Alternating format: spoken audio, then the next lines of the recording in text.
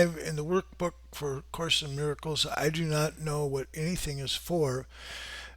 This lesson reflects a process that we're going through in these sort of foundational practices in the first 50 lessons.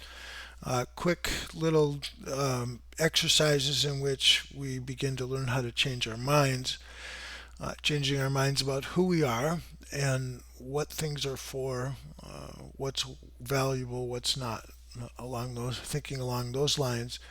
Um, the the process in this might be reflected in um, what has traditionally been called, or one aspect of this lesson, what was traditionally called the cry in the wilderness. William James, a psychologist who um, detected a major component of all spirituality, was this cry in the wilderness, this what he called deflation at depth, what AA came to understand as one example of hitting bottom is the understanding that things are not working. And it's only there that change can be made as long as we're, as in yesterday's lesson, setting goals and wanting things that can't work or wanting things from the ego standpoint, we're bound to be disappointed. And that's a really key notion here, because if our goal is with the Holy Spirit to remember who we are, then that will be the purpose of every situation. And then every situation, um, as it says in 5 here, everything is for your own best interest, then everything will be for, every situation will be one in which all our needs are met. And that's not true of the ego standpoint. From the ego standpoint, sometimes we perceive we get what we need or want, and sometimes we don't. But the Course is aiming at reversing that, because every situation should meet every one of our needs for all time. So here is a crucial notion in the Course: purpose is meaning. It's an example of this reversal of the world's thinking to the Course's thinking, that um, our purpose inside our internal thought system is what determines the world that we see and the meaning that we give it. So if we have this purpose clearly in our minds, then the meaning of every situation will be to accomplish that purpose. So this is fundamental. Purpose is meaning, and understanding comes from the holy instant that we'll have. Okay, purpose is meaning. Today's idea explains why nothing you see means anything. You don't know what it's for, and therefore it's meaningless.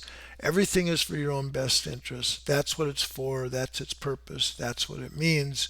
It's in recognizing this that your goals become unified. It's in recognizing this that what you see is given meaning. So our goals being unified is key here.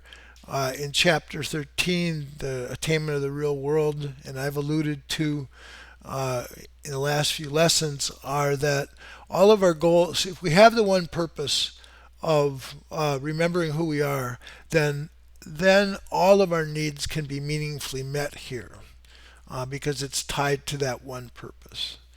Okay, so let's go on here to the next uh, paragraph, where it talks in terms of this dichotomy that when we're coming from the ego, we perceive the world as meaningful in terms of ego goals, and that they have nothing to do with our best interest, because the ego is not you.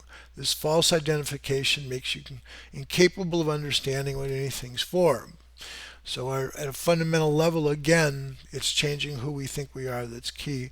As a result, you're bound to misuse it. When you believe this, you will withdraw the goals you have assigned to the world instead of attempting to reinforce them. So instead of the identifying with the ego and therefore we write the script for how everything should be, realizing that that's not going to work, it's not going to meet our needs, and that there is a purpose, that's the Holy Spirit's. Once we realize the egos doesn't work, then we can turn to the Holy Spirit. So this is a paragraph that needs to be carefully read. Um, like all things in the Course, another way of describing the goals you now perceive is to say that they're all concerned with personal interest. Since you have no personal interest, what? Your goals are really concerned with nothing.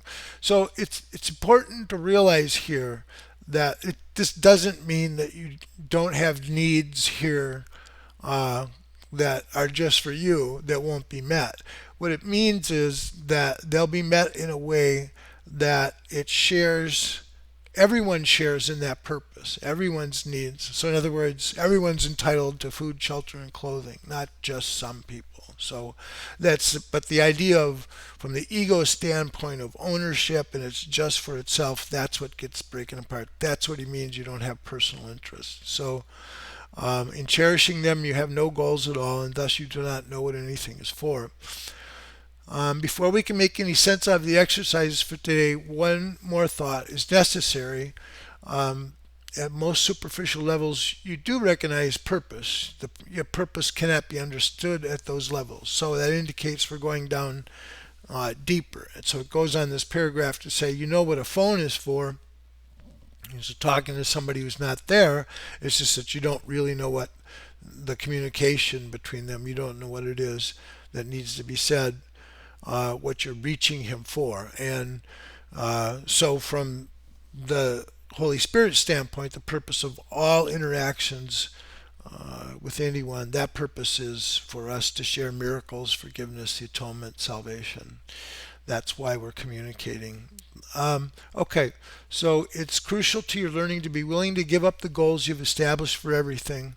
The recognition that they're either meaning that they are meaningless rather than good or bad is the only way to accomplish this. So again, we take apart our judgments, good, bad, pleasant, unpleasant, all those, and just see it as meaningless, which means empty, which eventually is just neutral. Everything's neutral. It depends upon the purpose that we give to it. So they're meaningless, not good or bad. And the idea for today is a step in this direction. So we're increasing our practice here. It's now he's asking for 6 practice periods, each of 2 minutes, which has been an increase from the 1 minute. We begin with the slow repetition of the idea for the day. I do not know what anything's for. And then just simply looking about and letting your glance rest on whatever happens to catch your eye, near, far, important, unimportant, human, non-human. And with your eyes resting on each subject, you select, so say for example, I do not know what the chair is for, I do not know what this pencil is for. So we're taking an outward look to things and we're applying this idea to the things around us, the world that's around us. Say this quite slowly without shifting your eyes from the subject until you've completed the statement about it. Then move on to the next subject and apply it today's idea and apply today's ideas before. Okay, that's it. Thank you.